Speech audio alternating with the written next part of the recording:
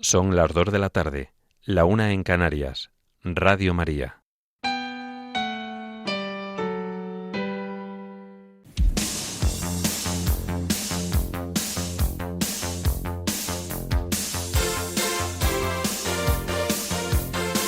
Servicios informativos de Radio María.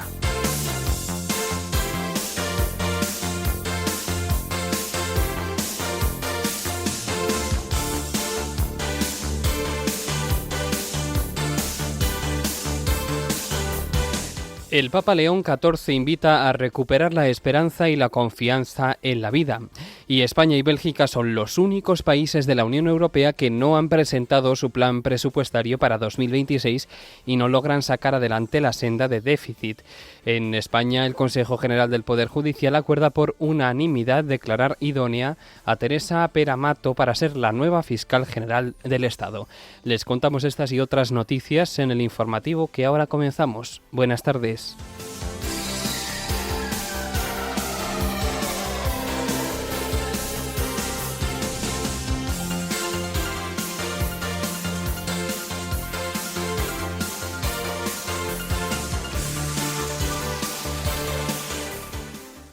La capilla ardiente del obispo emérito de Tenerife se instalará esta tarde en la iglesia del Hospital de Dolores. El obispo de Bilbao inaugura en Madrid el encuentro organizado por la Comisión Episcopal para las Misiones y Cooperación con las Iglesias. En Nigeria, el obispo Makurdi pide una intervención militar de Estados Unidos ante la persecución que sufren los cristianos en su nación. El Papa León XIV se ha reunido esta semana con los participantes en el capítulo general de los Siervos de María. El presidente de los Estados Unidos enviará a su enviado especial, Steve Witkoff, a reunirse con Vladimir Putin en Moscú para avanzar en las negociaciones de paz en Ucrania. En Nigeria se produce un nuevo secuestro masivo en el estado de Kwara. La Audiencia Nacional reclama al PSOE los pagos en metálico de 2017 a 2024 y sus justificantes. Se desarticula una organización que favorecía la migración irregular entre Marruecos y Melilla con motos acuáticas. Y en deportes, el Barcelona y el Villarreal pierden en Champions, mientras que el Athletic de Bilbao empata a 0.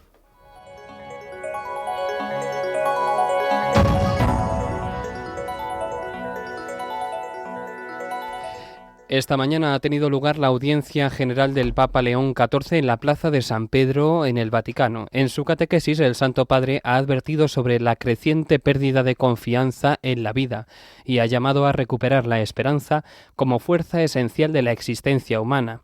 Ha destacado que la Pascua ofrece la luz necesaria para enfrentar un mundo marcado por el cansancio, la incertidumbre y la desilusión. Durante su catequesis, el Papa León XIV ha reflexionado sobre el valor de la vida humana, la crisis contemporánea de esperanza y el papel central de la Pascua en la comprensión cristiana de la existencia.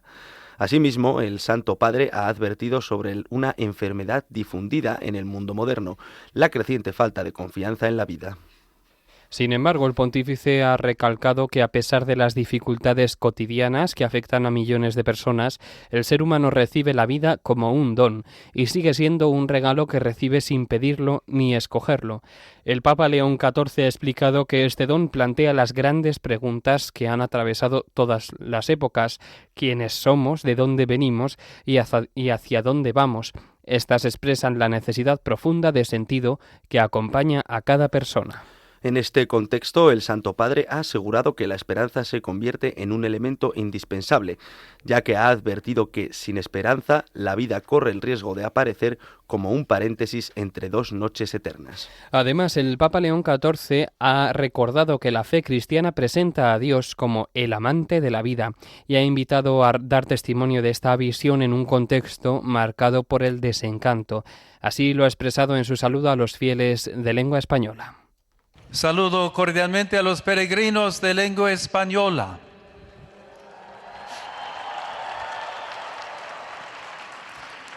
Pidamos al Señor la fortaleza para poder corresponder a la vida que se nos ha dado gratuitamente con una existencia entregada a su servicio. Abandonémonos a su amor para no temer las dificultades y afrontar los retos, dándonos generosamente a los demás.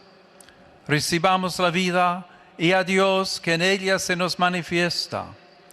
en los hijos que generemos, en las personas de las que nos hacemos responsables y en la sociedad que estamos llamados a construir. Que Dios los bendiga. Muchas gracias.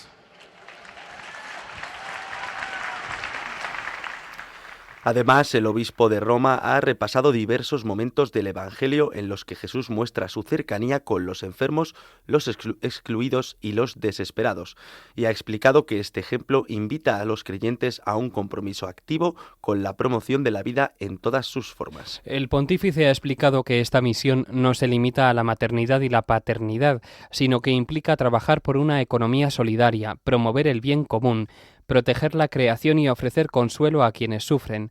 Ha aseverado que generar vida es una tarea amplia que exige presencia, escucha y acciones concretas.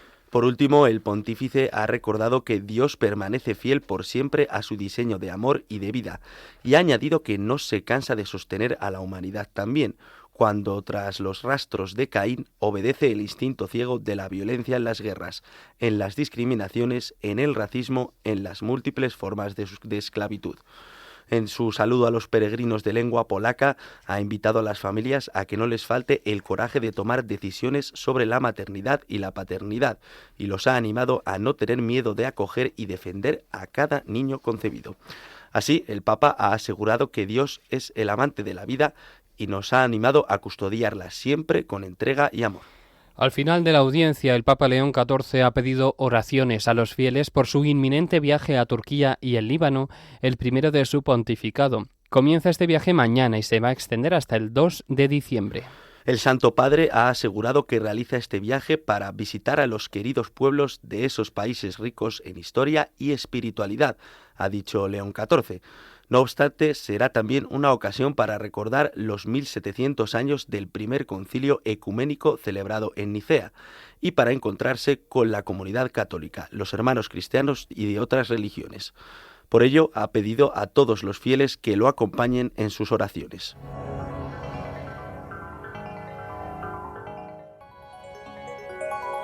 Cambiamos de tema. España es, junto a Bélgica, el único país de la Unión Europea que no ha presentado su plan presupuestario para el año que viene, 2026. Esta es una situación que preocupa a la Comisión Europea, que ha advertido que España podría incumplir las reglas si supera el límite pactado para el crecimiento del gasto público. Esta situación, además, impide una evaluación completa de las cuentas públicas españolas y también belgas, generando incertidumbre sobre la situación fiscal y el control del déficit. El presupuesto comunitario para 2026 asciende a casi 194.000 millones de euros, con un enfoque en defensa, competitividad e investigación, y España se queda fuera de este proceso. La Comisión ha señalado que, aunque España tiene margen para ajustar su gasto, las estimaciones indican que se superará el límite recomendado, aunque de forma moderada. La presidenta de la Autoridad Independiente de Responsabilidad Fiscal, en este contexto, ha criticado que el plan fiscal español no se somete a debate parlamentario ni se consulta con administraciones territoriales. Esto agravaría la falta de transparencia y la planificación fiscal. Esta situación coloca a España en una posición delicada dentro de la Unión Europea, con la necesidad urgente de presentar un plan presupuestario que permita retomar el control fiscal y cumplir con las normas europeas para evitar sanciones o medidas correctivas en el futuro próximo. Seguimos hablando de nuestro país. El Pleno del Consejo General del Poder Judicial ha dado su respaldo unánime a la idoneidad de Teresa Peramato como futura fiscal general del Estado.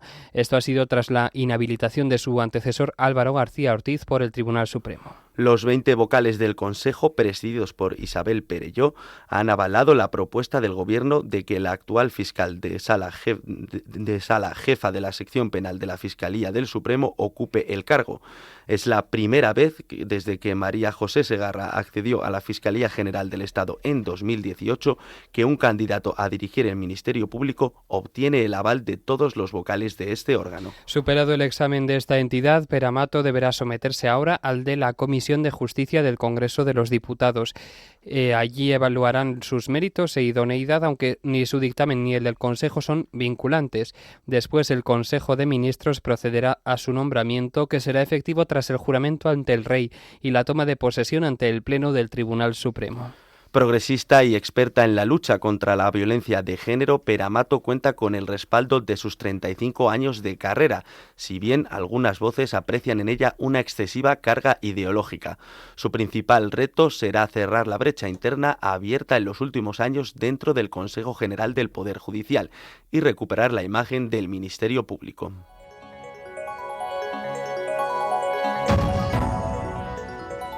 Noticias de la Iglesia en el mundo.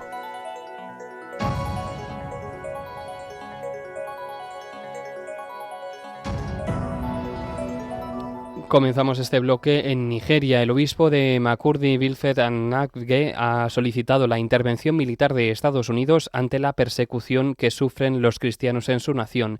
El prelado ha hecho esta petición durante una audiencia en el Congreso estadounidense, pocos días después de que distintos hombres armados secuestraran a más de 300 estudiantes de una escuela católica en el oeste del país africano. El obispo de Makurdi ha declarado ante el Subcomité de Asuntos Exteriores de la Cámara de Representantes que Estados Unidos debe acompañar la inclusión de Nigeria en la lista de vigilancia con acciones concretas. A su juicio, sin una intervención rápida, el cristianismo corre el riesgo de desaparecer en partes del norte y del cinturón medio de Nigeria en muy poco tiempo. El prelado añade que se requiere una intervención coordinada, política, militar y humanitaria. Dirigiéndose al presidente estadounidense y a los presentes, Monseñor Anagwe ha afirmado que la sangre de los cristianos nigerianos clama ante ellos. En Nigeria ha habido un nuevo secuestro masivo perpetrado en la comunidad de Isapa, en el estado de Kwara, como les contábamos. Allí un grupo armado capturó a una mujer embarazada, 10 menores y 2 madres lactantes. El ataque ocurrió el pasado lunes cuando al menos 20 hombres armados irrumpieron en la comunidad disparando e hiriendo a una mujer anciana antes de huir. Este hecho sucede pocos días después de un secuestro ocurrido en la cercana localidad de Ereku, donde 38 fieles fueron capturados durante una oración en una iglesia y posteriormente liberados tras una operación policial. La violencia relacionada con secuestros masivos en esta región en Nigeria sigue siendo una grave preocupación para las autoridades y la población local. Las fuerzas de seguridad nigerianas continúan desplegando esfuerzos para combatir esta ola de violencia e inseguridad. Esta situación mantiene en alerta tanto a las autoridades como a la comunidad internacional. Y ahora sí les contamos que el Papa León XIV se ha reunido esta semana con los participantes en el capítulo general de los Siervos de María. Esta orden religiosa está inspirada en la regla de San Agustín, que se reúne hasta este domingo en Aricia.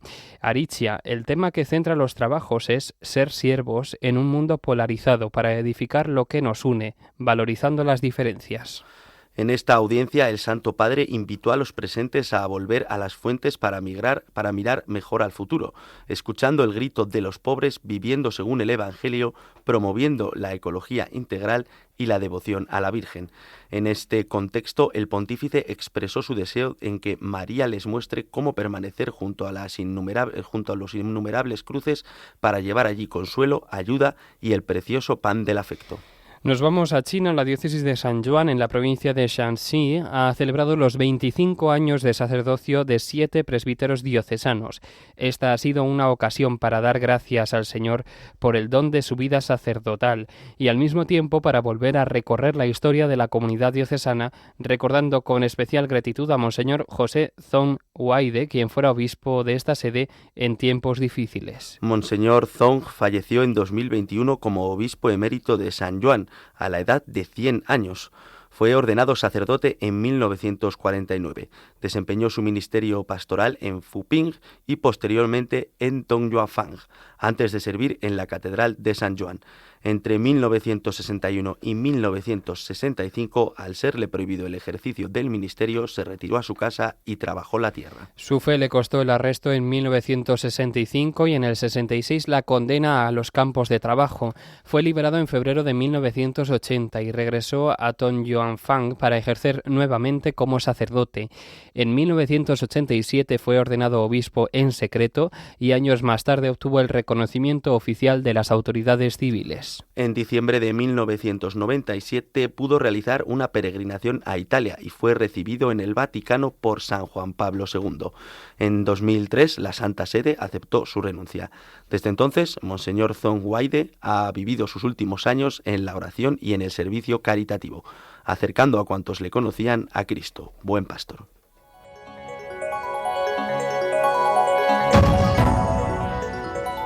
Noticias de la Iglesia en España.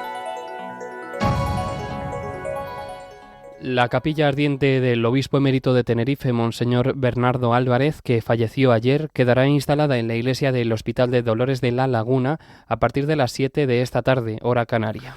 Asimismo, la misa exequial se celebrará en el principal templo de la diócesis mañana a las 3 de la tarde, hora de Canarias. La comitiva partirá desde la iglesia de los Dolores hasta la catedral, en la cual recibirá sepultura Monseñor Bernardo Álvarez, una vez cumplido el plazo establecido por la legislación sanitaria para poder ser inhumado en la catedral. Además, habrá 2 misas de funeral por su eterno descanso. Una será en la catedral el 4 de diciembre a las 7 de la tarde y otra más adelante en su pueblo natal, en Breña Alta. Monseñor Bernardo Álvarez Afonso falleció ayer habiendo recibido los santos sacramentos y la bendición apostólica. El prelado estaba hospitalizado al agravarse su delicado estado de salud. En ese momento lo acompañaban su hermana, el obispo actual de la diócesis nevariense, Monseñor Eloy Alberto Santiago, y otros responsables diocesanos. Natural de Breña Alta, en la isla de La Palma, Monseñor Bernardo Álvarez fue ordenado sacerdote el 16 de julio de 1976 por el obispo Luis Franco. Fue párroco en 4 destinos diferentes durante 11 años. Después de desempeñar varias responsabilidades de carácter diocesano, fue nombrado vicario general en mayo de 1999. El Papa Benedicto XVI lo nombró obispo de la diócesis nevariense el 29 de junio del año 2005. Recibió la ordenación episcopal el 4 de septiembre de ese mismo año en la iglesia de Nuestra Señora de la Concepción, que por aquel entonces era la sede catedralicia. En esta misma fecha tomó posesión canónica de la diócesis de San Cristóbal de La Laguna. Hace años, el obispo emérito de la diócesis de Tenerife compartió con Radio María qué significaba para él ser obispo en su propia diócesis. Ciertamente es un honor, ¿no?, que el Señor pues me haya llamado no solamente sacerdocio, sino luego a ejercer esta misión tan importante de ser pues vicario de Cristo en una diócesis y de alguna manera pues guiar a esta diócesis en la que yo nací, en la que se construyó mi fe, mi vida cristiana.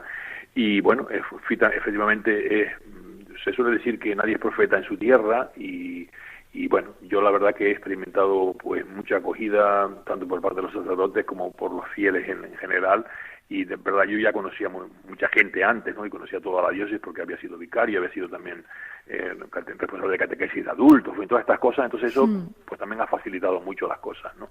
Y por tanto, bueno, pues también el tener conocimiento de la vida, de la historia de la diócesis, de las costumbres, de las formas, bueno, pues también eso ha facilitado mucho el ejercer el ministerio en esta diócesis.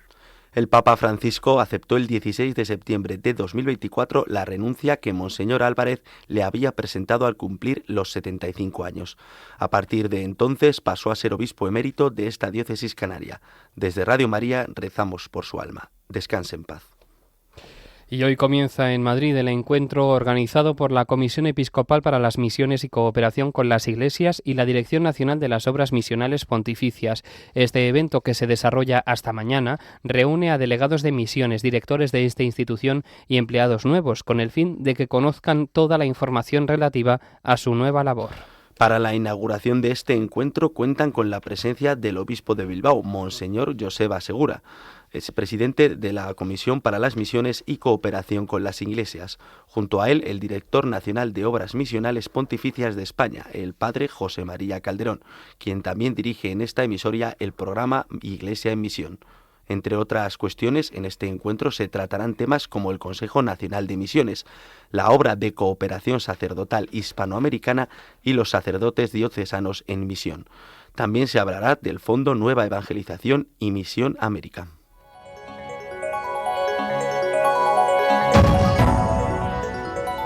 Información internacional. El presidente de los Estados Unidos, Donald Trump, enviará a su enviado especial Steve Witkoff a reunirse en Moscú con el presidente ruso Vladimir Putin. Esto lo hace con el fin de avanzar en las negociaciones para poner fin a la guerra en Ucrania. Al mismo tiempo, el secretario del Ejército, Dan Driscoll, se reunirá con funcionarios ucranianos para discutir el plan de paz que ha sido afinado tras las últimas conversaciones. Trump ha indicado que solo se reunirá personalmente con Putin y el presidente ucraniano Volodymyr Zelensky cuando las negociaciones estén en su fase final o el acuerdo esté prácticamente cerrado. Además, el presidente de Estados Unidos ha destacado los grandes avances logrados por su equipo en la última semana. Así lo ha dicho, se ha mostrado optimista sobre la viabilidad del acuerdo. Witkoff y Driscoll serán los principales negociadores en este nuevo impulso por alcanzar un alto el fuego. Los líderes europeos han expresado su preocupación y buscan asegurar que sus intereses se tengan en cuenta tras la propuesta de Trump, que inicialmente fue vista como favorable a Rusia. Esta iniciativa representa un esfuerzo diplomático renovado para cerrar un conflicto que ya lleva casi 4 años y que ha generado gran inestabilidad internacional.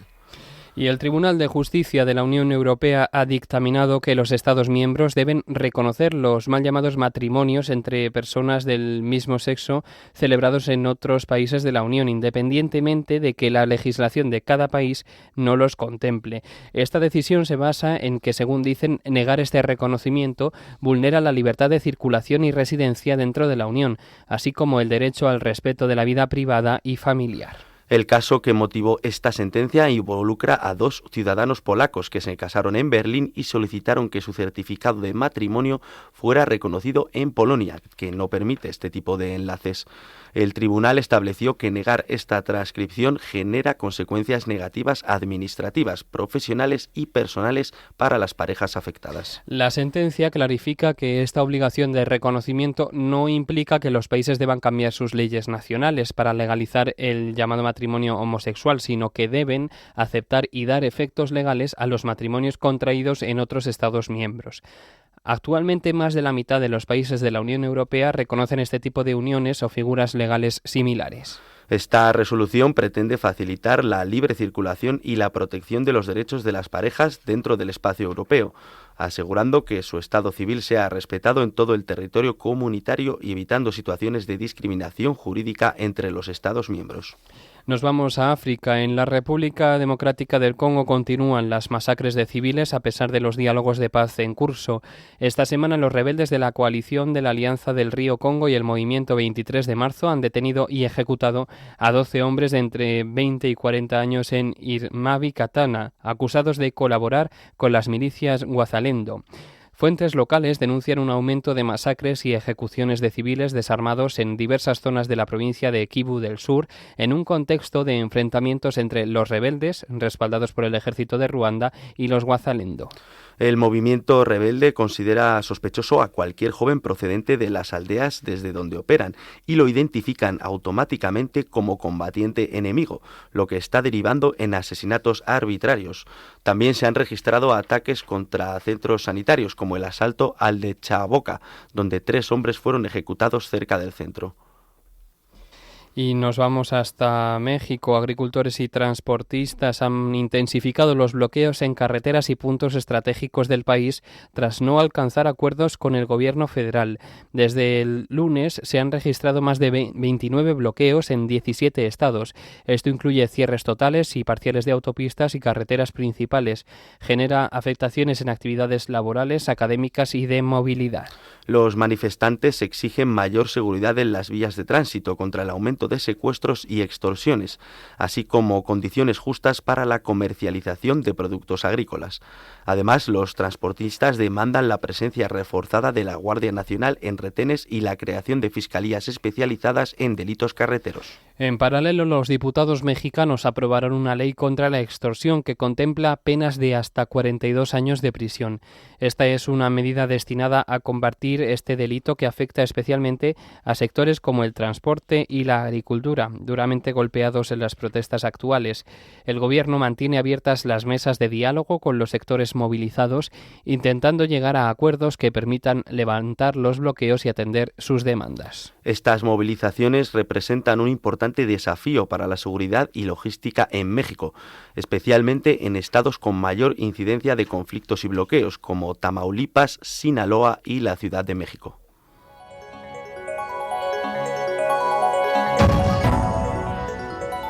Información nacional. La Audiencia Nacional ha dado al Partido Socialista 10 días de plazo para que informe de los pagos en metálico efectuados entre los años 2017 y 2024, así como sus justificantes. Según una providencia, el juez Ismael Moreno, que lleva el caso Koldo, considera que el PSOE no ha dejado suficientemente explicado el origen de las cantidades en metálico de las que el partido político dispondría en su propia sede, unas cantidades con las que habría hecho frente a las compensaciones de gastos que satisfacían a Ábalos y Koldo. La Fiscalía, en el informe donde solicitaba esta diligencia, considera que se han puesto de manifiesto una serie de conductas que podrían ser calificadas desde blanqueo de capitales hasta un posible desfalco cometido contra el partido, así como otras irregularidades. En este sentido, se ha solicitado a la Unidad Central Operativa de la Guardia Civil que elabore un informe con las evidencias digitales de los pagos en metálico en Ferraz. Siguiendo con este caso, el exsecretario de Organización del PSOE, Santos Cerdán, ha presentado un informe al Tribunal Supremo que sostiene que los audios intervenidos por la Guardia Civil al exasesor ministerial Koldo García y que motivaron su imputación por la presunta trama de amaños de obra pública estarían manipulados. Los peritos del informe apuntan a que se han hallado firmas de versiones de sistemas operativos cronológicamente imposibles para las fechas que figuran en los nombres y metadatos de los archivos. A su juicio, esta imposibilidad técnica indicaría que los archivos fueron procesados, reconstruidos, transferidos o manipulados en un momento posterior, quedando descartada su supuesta originalidad. La defensa del caso había encargado este informe para rebatir el análisis requerido por el Supremo a la Guardia Civil. Este avalaba los audios de Koldo que incriminan a Cerdán. Por otro lado, el juez que investiga a la exmilitante socialista Leire Díaz por presuntos delitos de tráfico de influencias y cohecho ha citado a declarar como testigo el próximo 2 de febrero al propio Santos Cerdán, así como al secretario de Estado de Telecomunicaciones, Antonio Hernando. En otro asunto, la Guardia Civil ha desarticulado una organización criminal por presuntamente favorecer la migración irregular desde Marruecos a Melilla. Lo harían usando embarcaciones recreativas y motos náuticas. La investigación, bautizada con el nombre de Leicho, se ha saldado con la detención de 11 personas y ha supuesto un golpe significativo contra las mafias que favorecen la migración irregular, según ha informado la Guardia Civil. Y es que este grupo había generado un grave peligro para la vida e integridad física de las víctimas. La organización criminal, que operó entre los meses de mayo y julio de este año entre las costas de Nador y Melilla, había generado un beneficio económico próximo a los 200.000 euros. Para llevar a cabo su actividad, los patrones de las embarcaciones acudían a un punto de encuentro donde recogían a los migrantes en las proximidades de la costa y esto suponía un riesgo para la vida de estas personas. La investigación y desarticulación del grupo ha sido posible gracias a las detenciones de los patrones de las embarcaciones, al auxilio a las víctimas y al intercambio de información mantenido con las autoridades policiales marroquíes. Y terminamos en Madrid. Los bomberos de la comunidad han frenado la propagación de un incendio que ha afectado a 13 infraviviendas de Leganés Norte, de las que 10 estaban habitadas. El fuego comenzó en 2 de ellas, pero ante la virulencia de las llamas, los materiales de construcción no se pudo propagar con rapidez. Por fortuna, los servicios de emergencias no han tenido que atender a ningún herido, aunque sí ha habido que evacuar y realojar a 4 personas. El obispo de la diócesis de Getafe, Monseñor Ginés García Beltrán, ha publicado un mensaje en redes sociales en el que lamenta profundamente el terrible incendio y se congratula porque no ha habido heridos. También ha agradecido la rápida y eficaz actuación de los bomberos y del servicio de urgencia médica.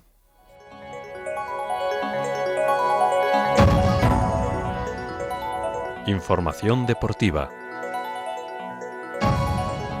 Comenzamos con fútbol, con una mala noche de los equipos españoles en la 5ª jornada de la fase de Liga de la Champions League, en la que tanto el Barcelona como el Villarreal perdieron. El Athletic de Bilbao no pudo pasar del empate a 0. El Barcelona perdió por 3-0 frente al Chelsea inglés en Stamford Bridge y se complica el pase directo a los octavos de final en un mal partido que estuvo condicionado por la expulsión del capitán blaugrana Ronald Araujo al borde del descanso y en el que el Barcelona no encajó una goleada mayor porque el VAR anuló 3 goles al equipo inglés.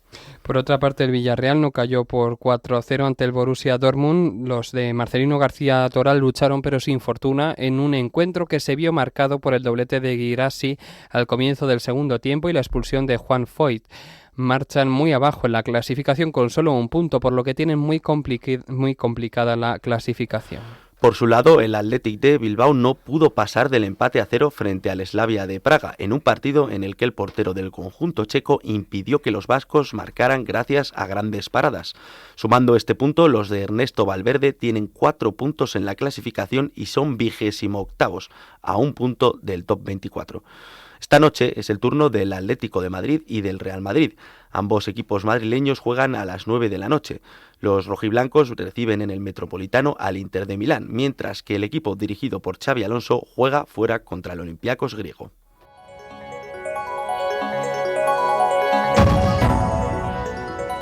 Noticias autonómicas.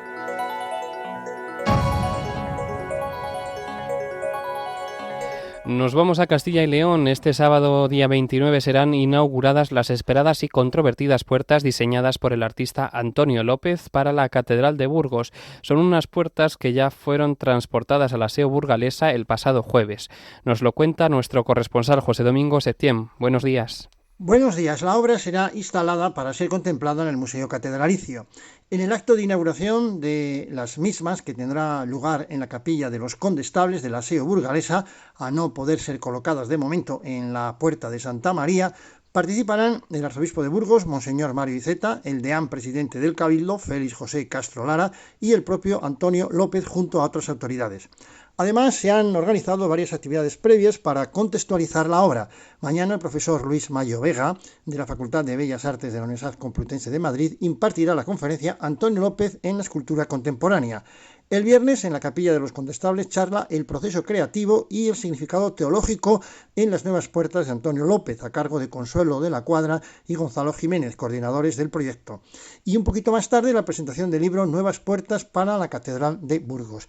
A partir del domingo 30 de noviembre están abiertas al público en el Museo de la Catedral. Las visitas gratuitas se ofrecerán hasta el 5 de diciembre y posteriormente también del 9 al 16 de diciembre.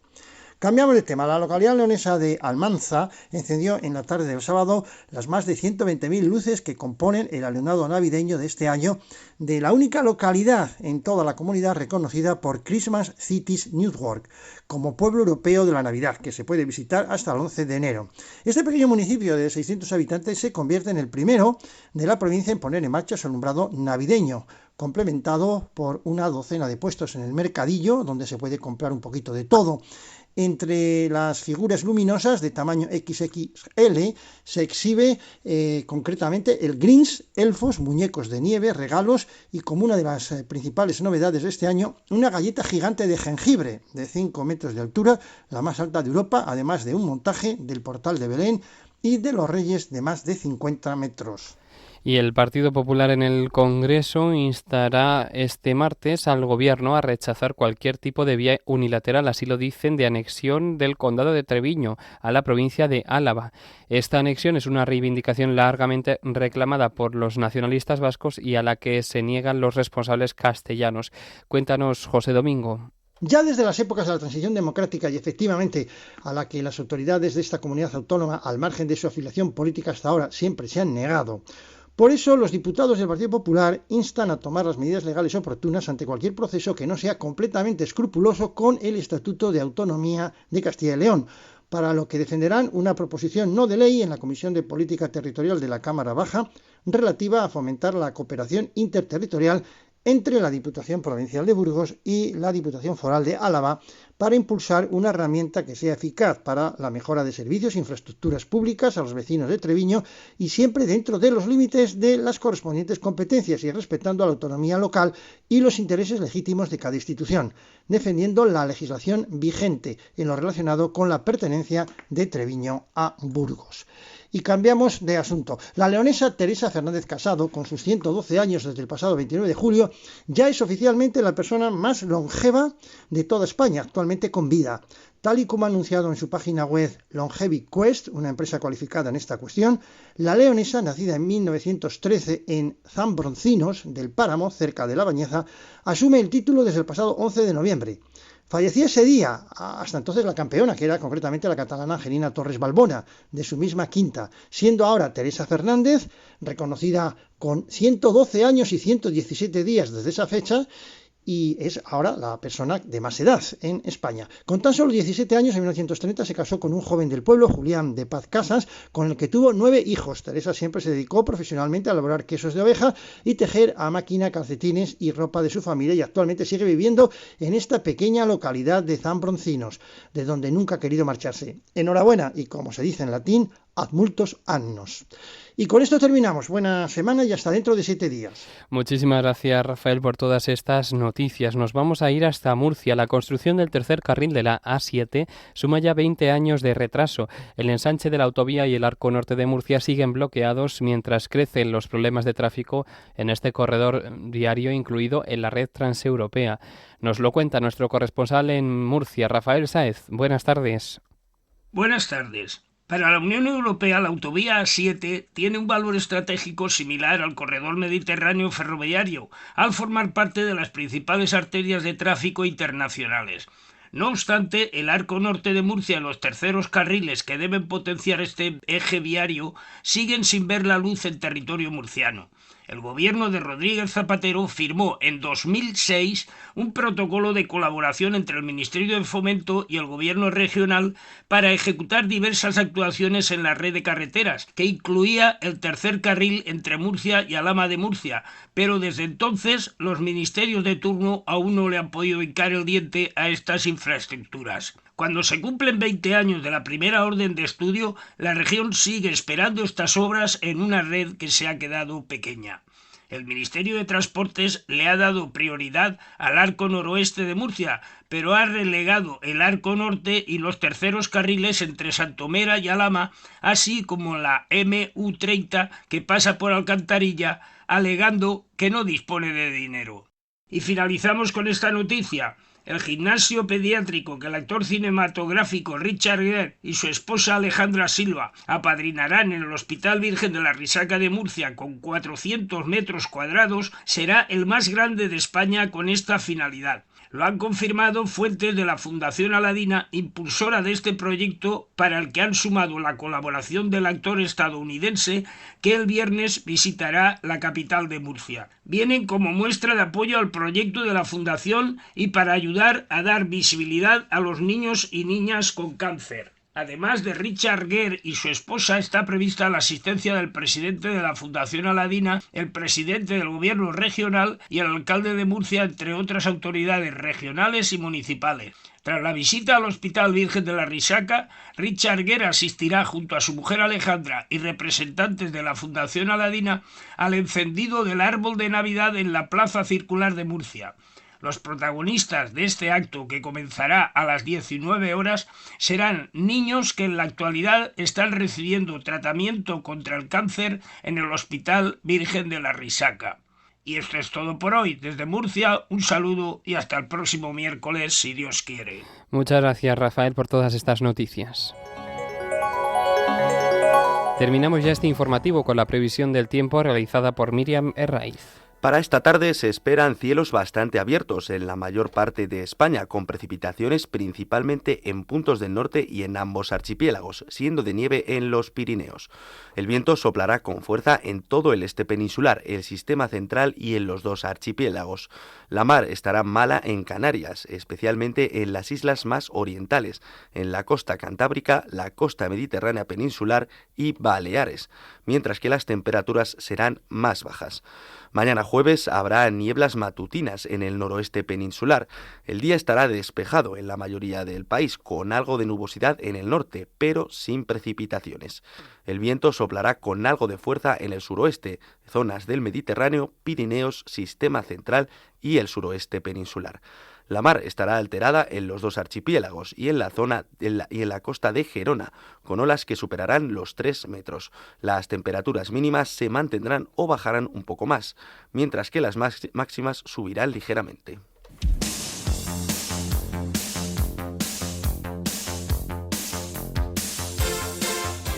Es todo por ahora. Los hemos acompañado en la redacción Cristina Abad, Rocío García y Marta Troyano, y se lo hemos contado Javier García de Pedro y José García Fernández. Más noticias esta noche a las 10, las 9 en Canarias. Buenas tardes.